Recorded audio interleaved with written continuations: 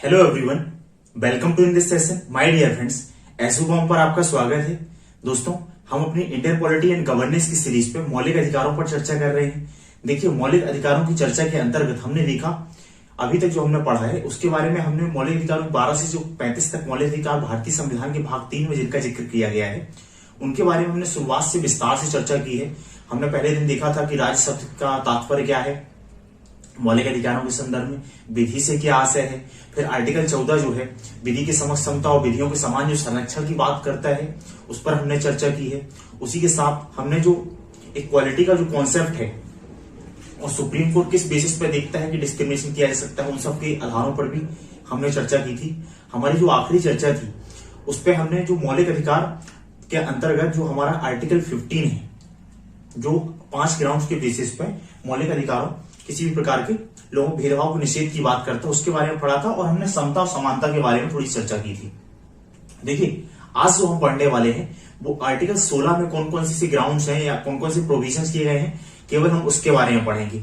साथ ही मैं जो तीनों आर्टिकल है थोड़ा सा उसके संबंधित बात करूंगा। इसके अलावा देखिए, जो भी रिजर्वेशन से जुड़े, इसी से क्या है, ये रिजर्वेशन की बुनियाद रखता है। ये वाला जो आर्टिकल है इसमें स्पेसिफिक प्रोविजन किया गया है कि लोगों जो समाज में जो लोग पीछे छूट गए हैं सोशियो इकोनॉमिक बेस्ड में या कास्ट के बेस पर, उनको आगे लाने के लिए, इक्वलिटी बराबर के लेवल पे लाने के लिए। देखिए, इस कॉन्सेप्ट वगैरह को आप तभी अच्छे समझ पाएंगे अगर आप हमारी चर्चा को शुरू से देखना चालू करेंगे। अगर आप स्टार्टिंग से चालू करेंगे, प्रियम्बल वगैरह आप पढ़ेंगे, तो आपको आइडिया लगेगा कि किन मूल्यों के आधार पर संविधान निर्माता हमारे संविधान का निर्माण करना चाहते थे। अगर वहां से भी नहीं तो कम से कम आप मौलिक अधिकारों की हमारी जो इनिशियल चर्चा है वहां से आप देखना स्टार्ट कीजिए, ताकि आपके कॉन्सेप्ट पूरे क्लियर होते चले और आपकी एक अच्छी अंडरस्टैंडिंग बन सके। तो उसके बाद जो है आर्टिकल अगर हम 16 की बात करें, थोड़ी सी देखिए, अगर मैं तीनों के बीच में संबंध बताऊं,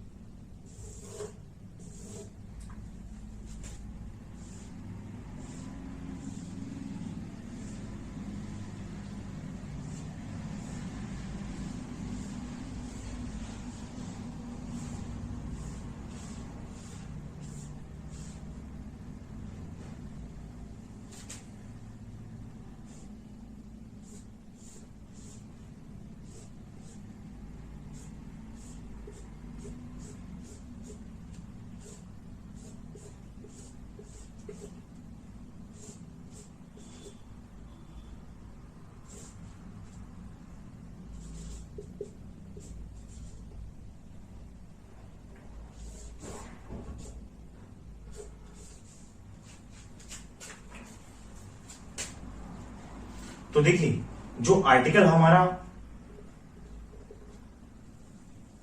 14 है वो समता, जो समाज में समता स्थापित करने के लिए, जो इक्वालिटी, जो समता स्थापित करने के लिए, हिंदी में समता और इंग्लिश में इक्वालिटी की हम बात करते हैं, राइट टू इक्वालिटी। तो आर्टिकल 14 जो है एक ब्रॉडर पर्सपेक्टिव को बताता है, कानून के शासन की स्थापना करता है और सबको इक्वल प्रोटेक्शन की, एक प्रकार से ब्रॉडर पर्सपेक्टिव की बात करता है। समानता को ब्रॉडर टर्म्स में उसको एड्रेस करने के लिए, कि जो असमानता उसको दूर करने के लिए ब्रॉडर सेंस में आर्टिकल 14 बात करता है। फिर जो 16 है वो हमको कुछ ग्राउंड बताता है जिनका हमने पहले की हमने अपनी चर्चा में देखा था। जैसे आपके सामने धर्म है, मूलवंश है, जाति है, लिंग है, जन्म स्थान। तो इन 5 ग्राउंड्स के बेस पे असमानता, किसी प्रकार की असमानता को समाप्त करने की बात आर्टिकल 15 करता है। लेकिन हम 16 में, इसी में देखते हैं 15 का जो एक क्लॉज आता है, 15(4) का, वो जो शैक्षणिक संस्थान है वहां पर एडमिशन के लिए बात करता है। और जो आर्टिकल हमारी 16 में वो स्पेशली जो यहां पर, अगर हम अंदर वाला कॉलम है, इसके अंदर वाला 16 वाला, तो ये इस सेंस में आती जो स्पेसिफिक पॉइंट है जहां से समानता स्थापित की जा सकती है। कि समाज में देखिए, अगर असमानता है तो समता इक्वल टू हो जाएगा नेगेटिव प्लस पॉजिटिव। तो ये ब्रॉडर सेंस में एक प्रकार से बात करता है कि समाज में जो पहले से इनइक्वालिटी है उसको लेके आए, उसको बराबर के स्तर पे लेके जाए और नए अवसरों का सृजन किया जाए। तो इनको जब तक बराबर नहीं ले जाएगा तो समता की स्थापना नहीं की जा सकती है। तो ये आर्टिकल 16 बात करता है, जो रोजगार में रिजर्वेशन के जो प्रावधान है यहीं से निकलते हैं। हालांकि आज की हमारी जो चर्चा है उसमें हम केवल प्रोविजंस देखेंगे और कल से जो हम अपनी स्टार्ट करने जा रहे हैं, और इसके साथ ही हम 16-17 भी पढ़ लेंगे, जो अस्पृश्यता वाला, अस्पृश्यता के निवारण की बात करता है, अनुच्छेद 17, और 18 जो टाइटल्स के निवारण की बात करता है, यानी किसी प्रकार की जो उपाधियां लगाई जाती थी उनके अंत की बात करते हैं, उसको पढ़ लेंगे। उसके बाद जो रिजर्वेशन से जुड़ी जो भी चर्चा है, जो भी संवैधानिक प्रावधान है, उस पर हम थोड़ी सी विस्तार से चर्चा करेंगे। तो अगर हम आर्टिकल 16 की बात करें तो जैसा कि देखिए हमने 15 में देखा था, इसके देखिए आर्टिकल 16 के अंतर्गत 4 क्लॉज की 5 क्लॉज आते हैं। एक आता है आपका 16(1) जो इसके स्कोप की बात करता है। एक आता है आपका 16(2) जो कुछ ग्राउंड्स हमें बताता है। फिर उसके बाद है 16(3) जो प्लेस के बेसिस पे डिस्क्रिमिनेशन या एक प्रकार से डिस्क्रिमिनेशन की बात करता है, इसको हम ऐसे बोलते हैं। और जो आपका 16(4) आता है वो आता है कि सोशियो इकोनॉमिक बैकवर्ड क्लास की बात करता है।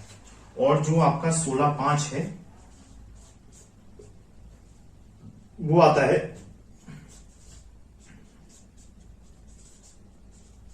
Religious off air. अर्थात देखिए जो अनुच्छेद 16(1) है ये कहता है, इसका जो क्लॉज 1 है, इसका ये क्लॉज ये कहता है, क्लॉज फर्स्ट जो कहता है, इसके स्कोप को बताता है कि राज्य जो है अपनी सेवाओं में, अपने किसी कार्यालय में किसी व्यक्ति को अपने रोजगार से वंचित नहीं करेगा, ये इसकी बात करता है। यहां पर राज्य की बात करता है, स्कोप यानी कि इसमें अवसर या दायरा जो है,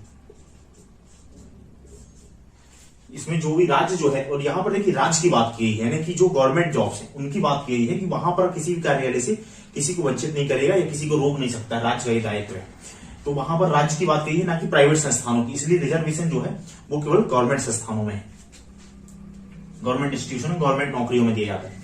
फिर जो ग्राउंड्स की बात करती है 16(2) में देखिए, जो हमने 15 में जो ग्राउंड्स पढ़े थे, धर्म, जाति, धर्म, मूलवंश, जाति, लिंग और जन्म स्थान, इसमें 2 ग्राउंड्स और जुड़ जाते हैं। एक जुड़ जाता है आपका डिसेंट यानी कि वंशक्रम, और चौथा निवास यानी कि आप कहां रह रहे हैं, रेसिडेंस की बात करता है। अर्थात ये बताता है कि अगर किसी भी जॉब के लिए कोई राज्य नियोजित कर रहा है तो उसमें ये नहीं देख सकता राज्य की आपका धर्म क्या है, किसी धर्म के आधार पर भेदभाव नहीं कर सकते। कोई जॉब निकली है कि मान लीजिए ऐसे आप IAS के एग्जाम में सिलेक्ट किए जाते हैं तो आप ये नहीं देखा जाता कि हिंदू है, मुसलमान है, ईसाई है, क्रिश्चियन है, किसी भी धर्म के हैं। आपका वंश नहीं देखा जाता किस रेस के हैं, इस पर कोई डिस्क्रिमिनेशन नहीं किया जाएगा।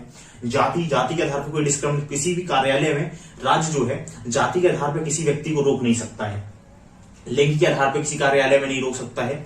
हालांकि कुछ प्रोविजन आप देखेंगे, जैसा कि अगर अभी आप देखें कुछ हमारे यहाँ रिफॉर्म प्रोसेस में हम चल रहे हैं और एक प्रकार से लिबरलाइज फॉर्म में हम चल रहे हैं कि अपने कॉन्स्टिट्यूशन में भी जो प्रोविजन थे, जैसे कि सेना वगैरह में कुछ जगह विशिष्ट स्थान दिया गया था कि महिलाएं जा नहीं सकती थी, या महिलाओं को जैसे परमानेंट कमीशन वाले इशू थे, तो वो धीरे धीरे रिजॉल्व हो रहे हैं। तो आप जब गवर्नेंस में आंसर वगैरह लिखते हैं तो इनको चीजों को ऐड करते हुए चलें।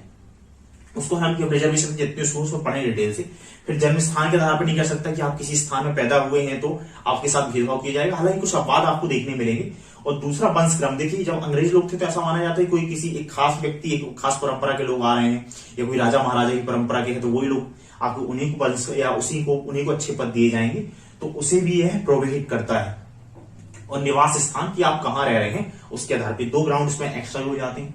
फिर जो आर्टिकल हमारा जो 16 आर्टिकल 16 का जो क्लॉज 3 है वो इसमें ये बताता है कि प्लेस के बेसिस पे जो है थोड़ा सा जो है राज्य इसमें से भेदभाव थोड़ा सा प्लेस के आधार पर किसी खास स्थान के लिए, किसी खास क्षेत्र के लिए, कुछ रोजगार के लिए वहां लोकल लोगों के लिए जो राज्य है वो रिजर्व कर सकता है। हालांकि ऐसा कानून बनाने का अधिकार संसद को है, ना कि राज्य विधानमंडल को। जैसा कि आप देखेंगे कि कुछ स्थानों में ऐसा हो सकता है, जैसे उदाहरण के लिए अगर आप मान के चलिए कोई ट्राइबल्स एरिया है जैसे कि दंतेवाड़ा है, बक्सर है। अब अक्सर बात आती है कि अगर हमको माओवादी जो है, वामपंथी जो आंदोलन है उसको समाप्त करना है और ट्राइबल्स लोगों को अपनी ओर सरकार यानी शासन की ओर या राज्य की ओर, उनको सरकार की ओर या आप स्टेट के संदर्भ में लीजिए, स्टेट की ओर अपनी ओर आकर्षित करना है, वेलफेयर कल्याण की ओर ले जाना है, तो उनको ज्यादा अवसर देने पड़ेंगे। तो वहां पे क्या है कि एक क्षेत्र विशेष में ऐसी स्थिति के कारण गवर्नमेंट ऐसा प्रोविजन कर सकती है कि वहां के लोकल लोगों को ही वहां प्रतिनिधित्व दिया जाना चाहिए। ऐसे कि अगर आप 361 का जब हम पढ़ेंगे, 361 आर्टिकल जब हम विशेष प्रोविजन में पढ़ेंगे, वहां पर संक्रमणकालीन प्रोविजन के अंतर्गत पढ़ेंगे संविधान के आखिरी वाले भागों में, तो वहां पर आप पाएंगे जैसे कि आंध्र प्रदेश है तो जो 16D है उसमें 361D है, उसमें आंध्र प्रदेश के लिए कुछ प्रिसीजन प्रोविजन किए गए हैं, कुछ क्षेत्रों के लिए, कुछ रोजगार के लिए। फिर जो आंध्र प्रदेश पुनर्गठन अधिनियम 2014 है, जिससे तेलंगाना का निर्माण हुआ, उसमें तेलंगाना के लिए कुछ प्रोविजन कर दिए गए हैं। तो ऐसे किसी क्षेत्र विशेष के लिए ये प्रावधान जो है आर्टिकल 63 के क्लॉज में संसद ऐसे कानून बना सकती है, किसी क्षेत्र विशेष के लिए वहां के निश्चित लोगों को निर्धारित कर सकती है। लेकिन किसी कंपनी वगैरह में अगर जैसे अभी देखेंगे आप, हरियाणा में देखेंगे, मध्य प्रदेश में देखेंगे, अलग अलग सरकारें क्या करती हैं, कई बार लोग लोहान कांड को बोल देती हैं कि प्राइवेट संस्थानों में इतने लोगों को ही लिया जाएगा 50%, 30%। हालांकि वो जितने भी वो कानून बनाती है वो एक प्रकार से लोक लुभावन की राजनीति से प्रेरित होते हैं और वो कोर्ट में टिक नहीं पाते हैं। लेकिन संसद ऐसा कोई प्रोविजन क्लॉज कर सकती है। फिर जो आर्टिकल 64 है, जो यहां पर सामाजिक और शैक्षणिक रूप से पिछड़े लोग हैं, सामाजिक और शैक्षणिक रूप से पिछड़े लोग हैं, उनके लिए जो है रिजर्वेशन की बात करता है, उनके लिए उनके ऑफर्मेटिव की सेक्शन की बात करता है। अब हम इसमें देखिए विस्तार से देखेंगे। पहले SC/ST के रिजर्वेशन की बात की गई थी। फिर फर्स्ट जो ओबीसी बैकवर्ड कमीशन बना था काका कलेरकी की अध्यक्षता में 1953 में। सेकंड जो ओबीसी कमीशन बना था, मंडल कमीशन वगैरह, उन सबको हम विस्तार से पढ़ेंगे आने वाली चर्चा में। अभी के लेकिन जो हमारा उद्देश्य, अभी हम तो इसकी क्लॉज बस देखें। तो इसका जो है क्लॉज, ये इसमें 16 जो 4 है, ये क्लॉज की बात करता है कि जो सामाजिक और शैक्षणिक रूप से पिछड़े लोग हैं, उनके लिए राज्य जो है विशेष प्रावधान कर सकता है रोजगार के लिए।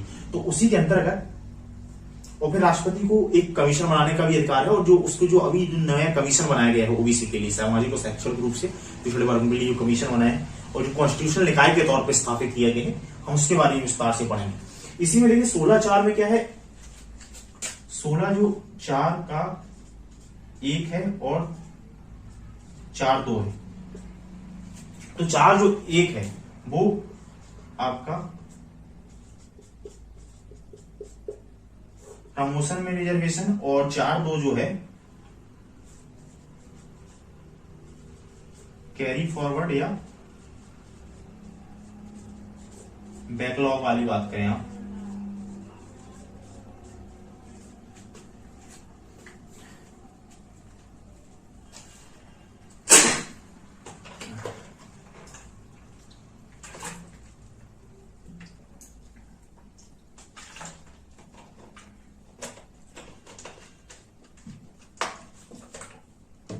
तो जो 64 जो बने वो प्रमोशन में रिजर्वेशन की बात करता है।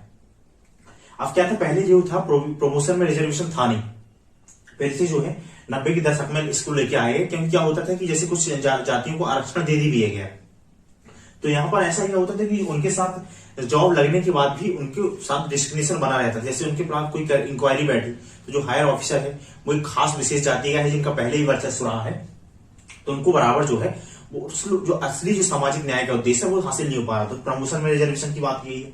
फिर कुछ जो वैकेंसी, जैसे मान लीजिए 2018-20 में कोई वैकेंसी आई थी आईएएस के लिए, किसी पोस्ट के लिए कोई वैकेंसी आई।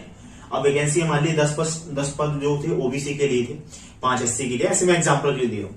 अब 10 में से आर्टिफिल 2 बच गए हैं, या जो SC में से बच गए, तो ऐसे होकर अगर अगले साल वो पद जरूरत ही आएंगे तो पहले उसमें भी जो है जो बच जाएंगे अगले साल वो रिजर्व ही रहेंगे। तो इस प्रकार से कैरी फॉरवर्ड की बात की गई थी। और आर्टिकल जो 16 का क्लॉज 5 है, ये बात करता है, देखिए हमारे यहाँ पर जो है धार्मिक संस्थानों के अपने प्रबंध की स्वतंत्रता भी दी गई है। आर्टिकल अगर स्वतंत्रता का अधिकार जब हम पढ़ेंगे 25 से लेकर 28 तक, तो उसमें जो है धार्मिक कार्यों में प्रबंध की स्वतंत्रता भी दी गई। तो इसमें ये क्लॉज किया गया है कि जैसे ऐसे रिलीजियस के बेस पर तो जो है भेदभाव नहीं किया जाएगा, लेकिन कोई अल्पसंख्यक संस्थान है, ऐसा कोई संस्थान है, तो उसके लिए जो है उस वहां पर जो कोई अधिकारी वगैरह की नियुक्ति होती है तो उसमें जो है विभेद किया जा सकता है। यहां पर ये पावर मिलती है पार्लियामेंट को। तो ये जो 5 क्लॉज की बात की है, इसके बाद देखिए इनको हमको विस्तार में अलग अलग जो केसेस है उनका हमको जिक्र करना है। और जो हम पहले भी हमने जैसे कल वाले जो हमारी जो लास्ट वाली चर्चा थी, जब हम आर्टिकल 15 पढ़ रहे थे, तो उसमें भी हमने देखा था जो पहला संविधान संशोधन अधिनियम है और स्टेट ऑफ मद्रास वर्सेस चंपाकम दुराई राजन वाला जो केस है, फिर PA इनामदार वाला 2005 का केस है, इंदिरा साहनी का जो जजमेंट आता है जिसमें काफी सारा मंडल कमीशन के बाद इंदिरा साहनी का जो जजमेंट है वो काफी महत्वपूर्ण है। उन सब चीजों के बारे में हम जो है विस्तार से चर्चा करने वाले हैं। और भी जो केस आए हुए हैं, हाल ही में जो जर्नैल सिंह वाला केस आया था 2018 वगैरह में, तो इन सबको जोड़ के हम ये दो चीजें देखने वाले हैं कि रिजर्वेशन के बारे में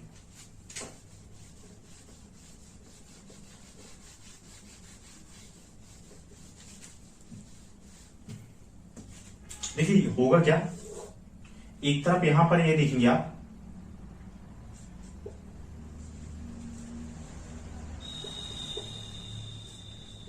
एक तो संविधान में बेसिकली क्या प्रोविजन किए गए थे, हम उस पर चर्चा करेंगे। पहले रिजर्वेशन की, इसके बाद की हम चर्चा करेंगे।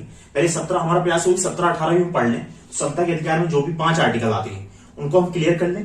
उसके बाद हम थोड़ी सी इसमें विस्तार से चर्चा करेंगे। तो इसकी चर्चा में हम क्या देखने वाले हैं कि संविधान में क्या क्या क्लॉज किए गए थे रिजर्वेशन संबंधित, और भी जो भागों में क्या बात किए गए, सीटों के बारे में रिजर्वेशन है, फिर प्रतिनिधित्व की बात हम करते हैं, वहां पे कौन कौन से रिजर्वेशन की क्या क्या स्वरूप है, वहां पर हम देखेंगे संविधान में क्या क्या प्रोविजन थे।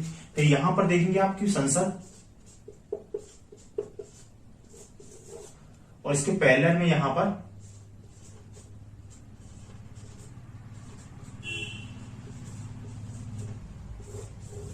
न्यायपालिका। तो यहां पर आप देखेंगे यहां पर क्या क्या क्या क्लॉज चलते आते हैं, और यहां पर अलग अलग जो जजमेंट है उन सबके बारे में हम विस्तार से पढ़ेंगे, ताकि हमारी रिजर्वेशन पर अच्छी चर्चा हो सके। और अगर जो क्लॉज आए हों, जो भी जितने भी केसेस, संपाकम दोहराई वजह, जो मद्रास वाला केस आया हुआ है, हाल ही में जनरल सिंह वाला केस है, इंदिरा साइनी वाला जो केस है, 2005 में नागराज वाला जो जजमेंट है, इन सबके बारे में न्यायपालिका ने क्या क्या बात की है, और जो संसद ने क्या क्या बात की, संसद ने क्या क्या कहा। देखिए न्यायपालिका का जो रुख रहा है, जनरली जो भी जितने भी वो आए हुए हैं जजमेंट जो आए हुए रिजर्वेशन को लेकर, तो न्यायपालिका में यहां पर थोड़ी सी चर्चा करने से पहले हम ये भी देखेंगे। देखिए न्यायपालिका में जो लोग जाते हैं, जितने भी जजेस हैं, उनको कानून बनाने का अधिकार नहीं है। आर्टिकल जो हमारा 50 है राज्य के नीति एवं तत्वों में, वो क्या है, कार्यपालिका और न्यायपालिका की पृथक्करण की बात करता है। तो जो न्यायपालिका का काम है, वो काम ये नहीं है, वो कानून बनाने का अधिकार नहीं है। कानून बनाने का अधिकार देश की पार्लियामेंट को है। अगर वो कानून मौलिक अधिकारों का वायलेशन करता है या किसी भी कानून का उल्लंघन करता है, साथ ही बेसिक स्ट्रक्चर वगैरह का, हालांकि बेसिक स्ट्रक्चर का कॉन्सेप्ट भी न्यायपालिका ने विकसित किया है, ऐसा कोई कॉन्सेप्ट तो इसमें था नहीं। तो अगर उन सब चीजों का उल्लंघन करता है तो वो काम देखना है कानून के हिसाब से सरकारें सिस्टम चीजें चल रही है नहीं हो रही, न्याय जो है असली में जो इम्प्लीमेंट अगर हो रही है नहीं हो रही, वो न्यायपालिका का काम है। लेकिन असल में कानून बनाने का अधिकार है। क्योंकि देखिए यहां पर अगर कोई जज, मान लीजिए 5 जजों ने कोई फैसला दिया है, 3 जजों ने, तो 3 जजों को क्या है कि अपनी पर्सनल उनका ओपिनियन भी हो सकता है किसी मैटर पे, हो सकता है कि अपना उनकी, कई बार जैसे लॉ देने के मामले में हम ऑब्जेक्टिविटी की चर्चा करेंगे, ऑब्जेक्टिविटी सब्जेक्टिविटी हम एक बार फिर से देखेंगे, पहले ही मैंने आपको बताया हुआ है। तो अगर हो सकता है कि अगर कोई जज के अंदर वैसी ऑब्जेक्टिविटी 100% ना हुई, तो उनका ओपिनियन किसी खास मैटर में अलग हो सकता है। पता चले 2 जज ने कोई फैसला दे दिया, वो ऑल इंडिया लेवल पे लागू हो गया, 2 जज ने, 3 जज ने या 5 जज ने, मैक्सिमम 6-7 जजों की मीट ने।